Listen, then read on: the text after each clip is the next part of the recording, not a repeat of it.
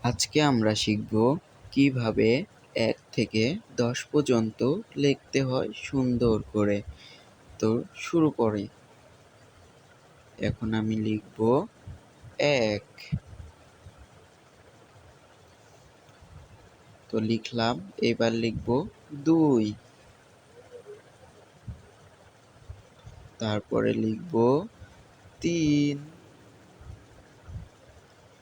এখন লিখব আমরা ৪।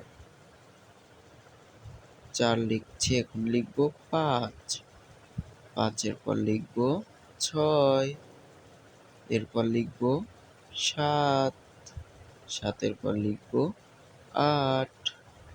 এখন আমরা লিখব ৯। তো দেখুন আমরা ১০ লিখছি। এই ছিল আমাদের ভিডিও।